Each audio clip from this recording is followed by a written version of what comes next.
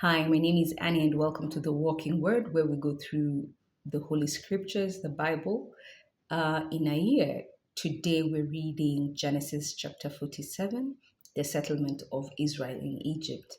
For you to be able to finish the Bible in a year, you need to read a minimum of 5 chapters a day. I'm just here to guide you, but please make sure you're reading alongside. We're reading from the New American Bible Version, but which I find a bit more easy to understand, especially for new believers. However, please feel free to follow along with the King James version, which is my favorite. The New King James Version, NLT is another favorite of mine, and Amplified. So it doesn't matter which version you're using, but let's just read together. Okay. Joseph went and told Pharaoh, "My father and my brothers have come from the land of Canaan with their flocks and herds and everything else they own, and they are now in the region of Goshen." He then presented to Pharaoh 5 of his brothers, whom he had selected from their full number. When Pharaoh asked them what their occupation was, they answered, "We, your servants, like our ancestors, are shepherds. We have come," they continued, "in order to stay in this country, for there is no pasture for our servants' flocks in the land of Canaan. So severe has the famine been there. Please, therefore, let your servants settle in the region of Goshen." Pharaoh said to Joseph, "They may settle in the region of Goshen, and if you know any of them to be qualified, you may put them in charge of my own livestock." More favor, more favor, more favor, more favor.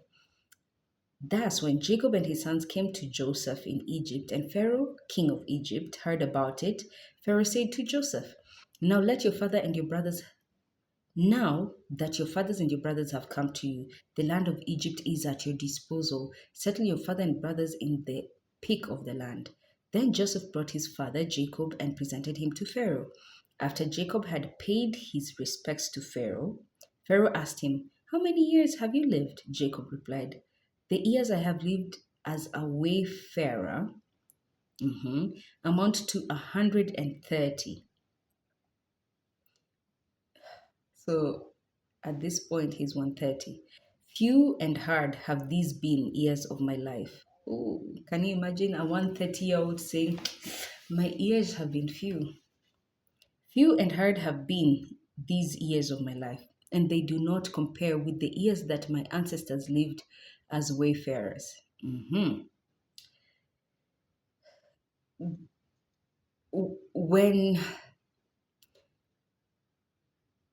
when Jacob describes himself as a wayfarer, he's basically talking about himself as almost like a pastoralist or a sojourner. Man, I'm just doing life sort of thing, but it means he's a sojourner. Then Jacob bade Pharaoh farewell and withdrew from his presence. As Pharaoh had ordered, Joseph settled his father and brothers and gave them holdings in Egypt on the peak of the land in the region of Ramses. Hmm. Uh, Remember Ramses, and it's one of the names you still hear a lot, even in Egyptian mythologies and things like that. Ramses is royal name. It was one of there've been many Ramses. There have been many pharaohs who are called Ramses, so it's a royal name. And Joseph sustained his father and brothers and his father's whole household, down to the youngest, with food. Joseph's land policy. Since there was no food in any country because of the extreme severity of the famine, and the land of Egypt and Canaan were languishing from hunger, Joseph gathered in as payment for the rations that were being dispensed. All the money that was to be found in Egypt and Canaan had to be put into Pharaoh's palace. When all the money in Egypt and Canaan was spent, all the Egyptians came to Joseph, pleading, "Give us food, as we shall perish under your eyes, for our money is gone." "Since your money is gone," replied Joseph, "give me your livestock, and I will sell you bread in return for your livestock." So they brought their livestock to Joseph, and he sold them food in return for their horses, their flocks of sheep and herds and cattle and their donkey. Thus he got them through that year with bread in exchange for all their livestock. Can you see how capitalism is just building up? But let's continue. When that year ended, they came to him in the following year, yeah, and said, "We cannot hide from our Lord that with our money spent and our livestock made over to the Lord, there is nothing left to put at my Lord's disposal except our bodies and our farmland. Why should we and our land perish before your very eyes? Take us and our land in exchange for food, as we will become Pharaoh's slaves and our land his property. Only give us seed that we may survive and not perish, and that our land may not turn into a waste." This is why some jobs are just your body and your farmland, and you give it up to people for years and years and years, but you're never satisfied. Okay. Thus Joseph acquired all the farmland of Egypt to Pharaoh, since with the famine too much for them to bear, every Egyptian sold his field. So the land passed over to Pharaoh, and the people were reduced to slavery from one end of Egypt's territory to the other. Only the priests' lands were not taken over, since the priests had a fixed allowance from Pharaoh and lived off the allowance Pharaoh had granted them. They did not have to sell their land. Okay. Joseph told the people, "Now that I have acquired you into slavery now, and you land to Pharaoh, here is your seed for sowing the land. But when the harvest is in, you must give a fifth tax.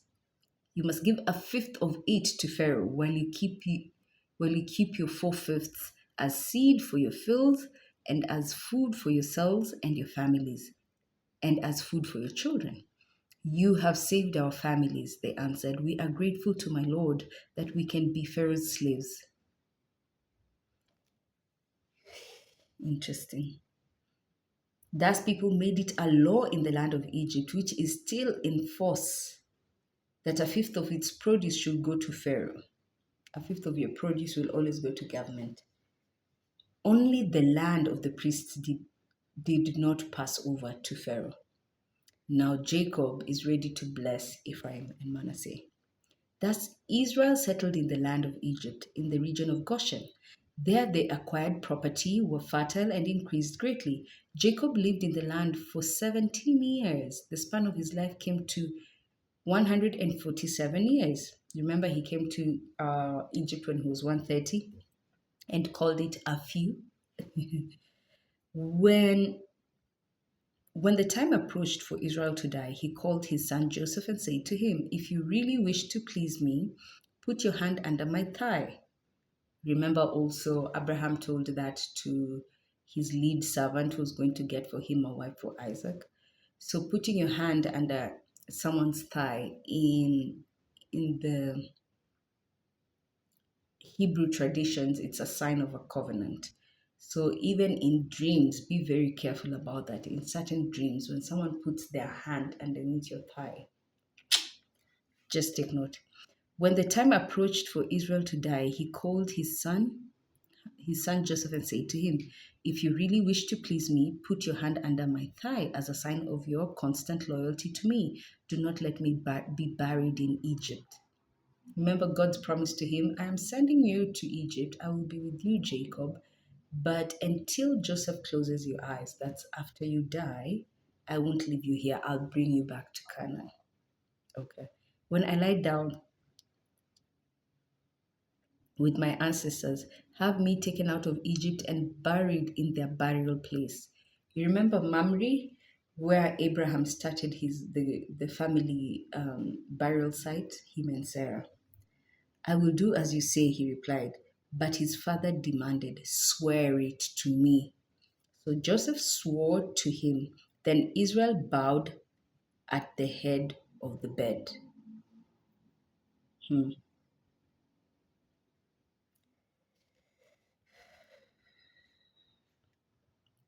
So this is him bowing down just means like gives final consent. Okay, we're in agreement.